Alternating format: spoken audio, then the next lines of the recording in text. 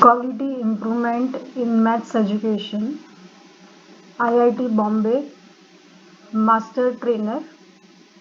My name is Sangeeta Manish Patel. My school name is Seth Motibai Pachan Rashtriya Shala, Mumbai. My registration number is MTE014. My topic is lines and angles.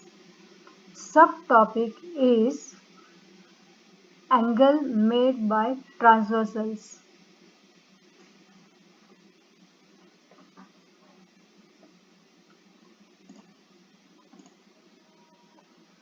This is a video based PPT.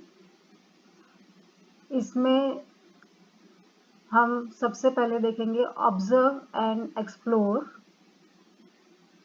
Define and prove, apply and evaluate and its application. तो सबसे पहले हम देखते हैं observe and explore.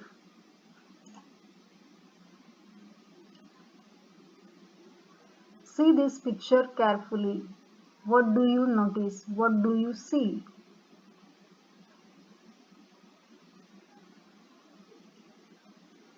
First figure में आपको दिखाई देता है विंडो,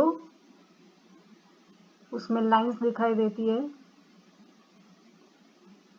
सेकंड इमेज है, वहाँ पे भी हमें ग्राउंड में लाइंस दिखाई देती है। थर्ड इमेज है, वहाँ पे रेलवे ट्रैक दिखाए गए हैं।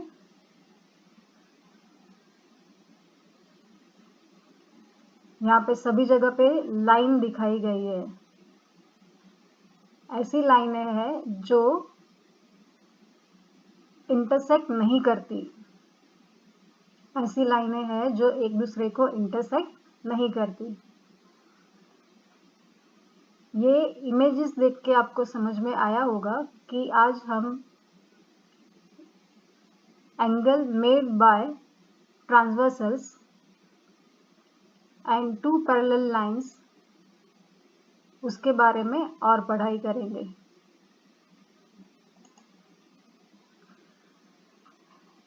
पैरेलल लाइन यानी क्या?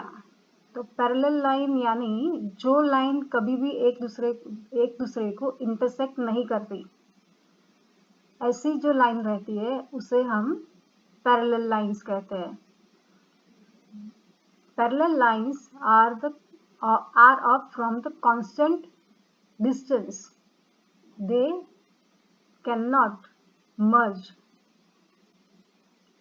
What is transversals? आपको दूसरी इमेज जो है उसमें आपको दिखेगा ट्रांसवर्सल। ट्रांसवर्सल्स यानी छेदिका हम बोलते हैं उसे। A line which intersect a pair of lines, parallel line is called transversals. A line which intersect pair of line is called transversals. Now you can see the figure. आपको यहाँ पे दो parallel line है और एक transversals दिखाया गया है। और दो पैरेलल लाइन और एक ट्रांसवर्सल रहता है तो कितने एंगल बनते हैं? दो पैरेलल लाइन रहती है और एक ट्रांसवर्सल रहता है तो 8 एंगल बनते हैं। वो 8 एंगल में से आज हम दो एंगल्स टाइप ऑफ एंगल्स की पढ़ाई करेंगे। उसमें पहला टाइप हम देखेंगे वो है ऑल्टरनेट एंगल्स। आपको फिगर में आप देखिए जो एक सरीखे रंग के इक्वल जो सेम कलर से दिखाए गए हैं वो जो एंगल है वो है ऑल्टरनेट इंटीरियर एंगल। दो लाइन के बीच में बनते हैं तो उसे हम इंटीरियर एंगल बोलते हैं।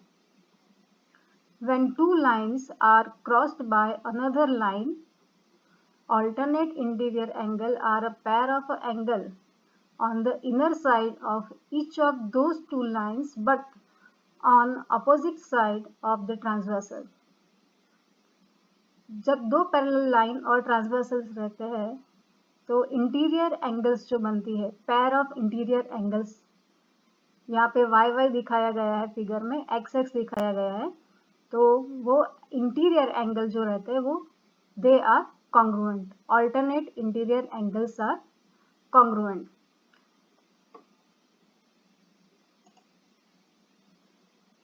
दूसरी टाइप हम देखते हैं वो है करस्पॉन्डिंग एंगल्स। आपको यहाँ पे जो पिक्चर दिखाया गया है उसमें दिखाया गया है, देखो एंगल XPB और एंगल PQD, वो दो एंगल जो है, वो दो एंगल को हम बोलते हैं करस्पॉन्डिंग एंगल। एक एंगल ऊपर के लाइन पे बनता है, लाइन AB पे बना है और दूसरा बना है CD पे, उसे हम बोलते हैं करस्पॉन्डिंग एंगल्स। जब दो लाइन पैरेलल रहती है तो corresponding angles are congruent. When two lines are parallel, then corresponding angles are congruent.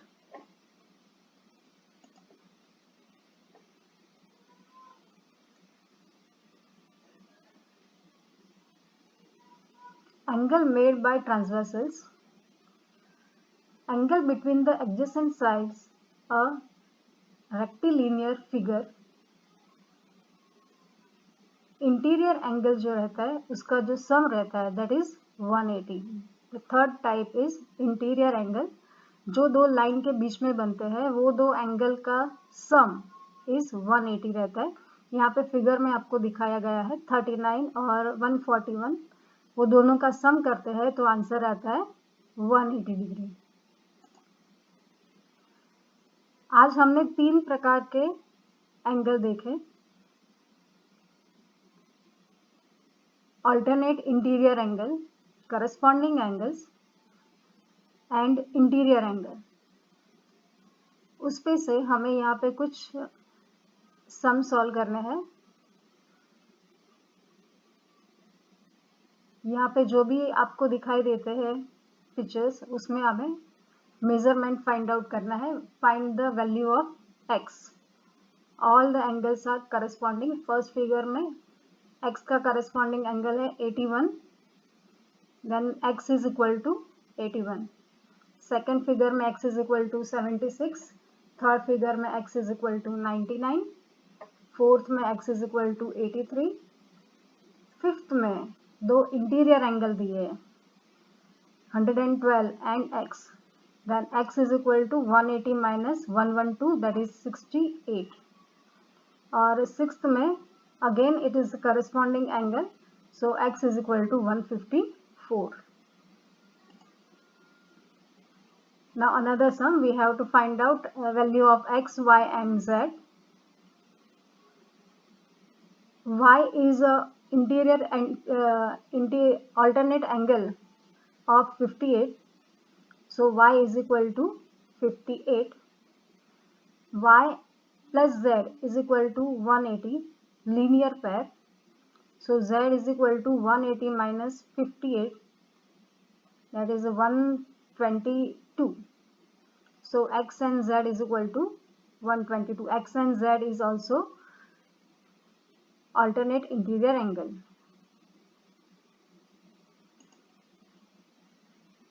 Now this is the application of all the types of angle. In this figure you have to also apply what is the sum of angle of triangle. Sum of 3 angle of triangle is 180 degree. By using that we can find the value of A, B, C and D.